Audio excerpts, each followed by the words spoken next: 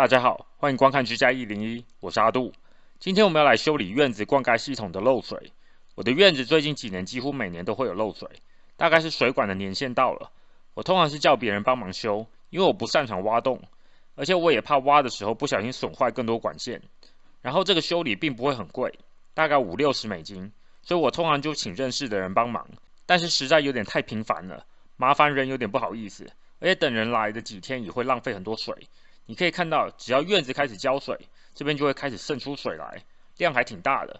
所以我决定还是自己开始修，尤其是我看他们挖过之后，我知道大概在哪里，比较不会把管线挖坏。那我们就开始吧。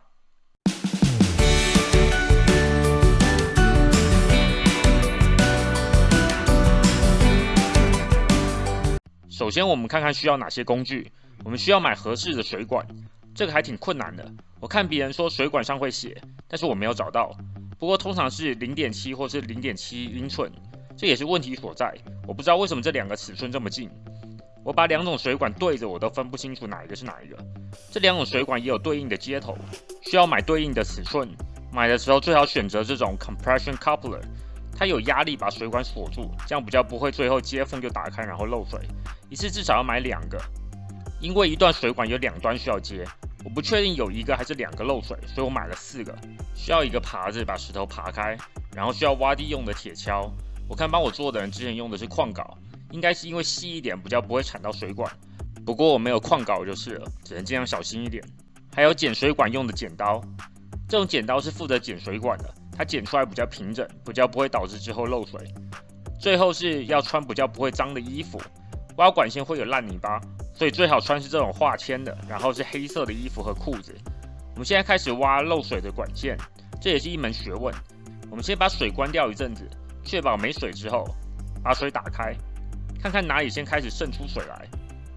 那里跟漏水的水源应该不远。我这边原本垃圾桶下面开始渗水出来，所以我从这里开始挖。我们先把垃圾桶挪开。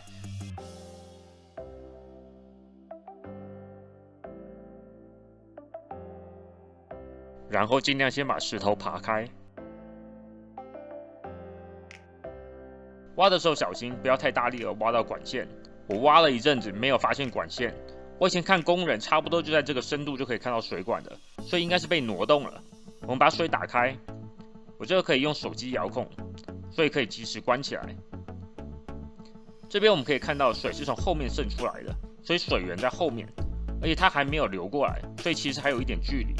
我们在后面重新挖一个坑，这是我发现的管线。我发现其实有2条管线，一条是那种硬的水管，然后黑色的是这种院子浇水用的软水管。通常是这个院子浇水用的软水管老化而漏水。如果是硬水管出问题的话，那我买的材料和衔接方式都需要换。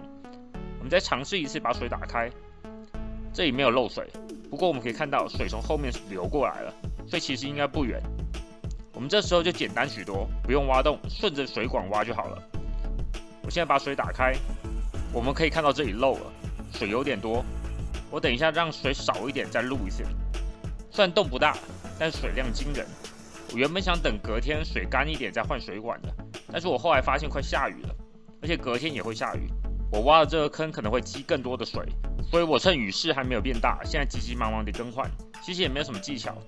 只要你买对东西，这个几分钟就搞定了。首先，我们将损坏的水管剪下来，用我们专门剪水管的剪刀。剪的时候多剪一点没有关系，反正老化的水管本来就应该要换，多换一点可能反而以后比较不会再出问题。剪下来之后，我们拿去跟新的比对一下长度，来剪下一段新的，可能稍微剪长一点点，这样比较好接。打开这个新水管时，也不要把它完全拆开，不然之后会很难收。最好保留它现在这样一圈一圈的。剪下来的一段，我们在2端塞上这个 compression coupler， 然后把它塞进刚才剪下这个水管的2端。会有点难接，很正常，因为这代表它有压力把水封住。如果很好接的话，可能就会漏水。这样我们就接好了。最后就是测试看看有没有漏水。没有漏水的话，我们就将管线埋回去。这边我有点后悔，我觉得这个坑石头真的是太多了，管线8成就是压力在石头上把水管给压破了。可能买一些土，将管线周围先填好，之后再埋上石头会好一些。然后把它弄平，有些泥很正常，只要浇上水，泥就会陷下去，然后石头就会在上面了。